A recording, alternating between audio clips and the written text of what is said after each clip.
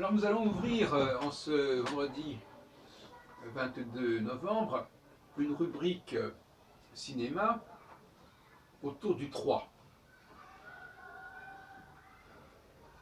Il est sorti un film là, c'est hier ou avant-hier qui s'appelle Puzzle dans le titre français. Attention. En réalité, le titre anglais est beaucoup plus intelligent, mais peut-être moins attractif, c'est The Third Person, la troisième personne. Donc on nous supprime le titre, la troisième personne. Or, la troisième personne, c'est la clé du film. Et on voit bien d'ailleurs, dans les commentaires de notation, que ce point-là n'est pas clarifié en français. Donc le public français se voit privé de la mention du titre du film. Parce que vous savez que même dans les films sous-titrés, on ne met pas le titre d'origine sur l'écran. Ça, c'est aussi une bizarre façon de faire. Donc on a puzzle. Bon. Or, en réalité, le film est articulé sur la troisième personne. Il y a toujours quelqu'un qui fait obstacle, fait écran entre deux personnes. Un intrus. En contre, on pourrait parler de l'intrusion. Le troisième personnage qui est un intrus, qui vient perturber le dialogue, qui vient perturber le duo. Et on a trois exemples dans ce film qui se croisent, trois exemples d'intrusion qui apparaissent progressivement. Un père qui était l'intrus en fait entre la mère et son fils, une amante qui est l'intruse entre un homme et sa femme, et puis un autre homme qui est l'intrus entre une mère et sa fille. Ils veulent s'occuper, ils interviennent dans la vie de ces gens-là, et avec certainement de la maladresse, sans très bien savoir où mettre les pieds. Et voilà tout le récit du film. Donc c'est intéressant.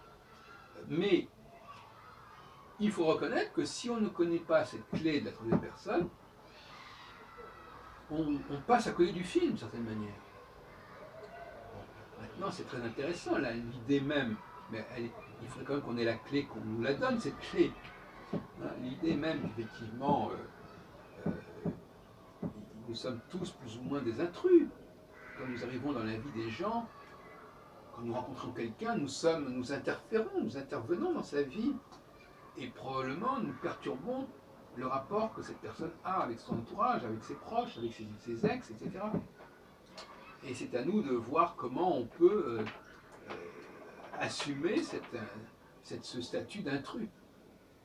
Alors il y a un autre film qui est passé hier à la Cinémathèque, d'ailleurs c'est très curieux parce que j'ai vu successivement la même soirée Serenade 3 de Lubitsch et The Third Person, la troisième personne, qui vient de sortir. Et dans Serenade 3, on a effectivement deux hommes amis qui rencontrent une femme. Et ça s'appelle Serenade 3, et c'est même pas le titre anglais. Alors, c'est assez curieux. Et on a vraiment des problèmes de traduction qui sont assez étonnants. C'est comme dans Le train sifflera 3 fois, dont le titre original c'est High Noon. High Noon. Et donc, si vous voulez, moi ça m'a beaucoup amusé de voir comment on traduit les titres de films en français, et souvent d'ailleurs comment on ne les traduit pas, qui me paraît peut-être encore la meilleure solution. Alors le cas de puzzle est quand même amusant parce que c'est pas la traduction, c'est pas un mot français, bien qu'on le comprenne en français, mais c'est pas le titre du film, hein, qui est The Third Person. Donc on a puzzle. Un puzzle, c'est-à-dire, bon, les gens ne savent pas s'ils comprennent ce que ça veut dire puzzle, enfin, c'est un truc où il faut retrouver les morceaux, remettre les morceaux. J'ai beaucoup joué au puzzle dans mon enfance. Et bon, on aurait pu traduire par la troisième personne ou les intrus, enfin je sais pas, mais puzzle c'est pas très intelligent. Bon.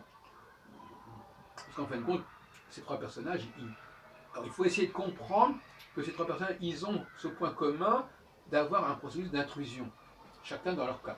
Alors, effectivement, ça demande une certaine forme d'intelligence par recoupement.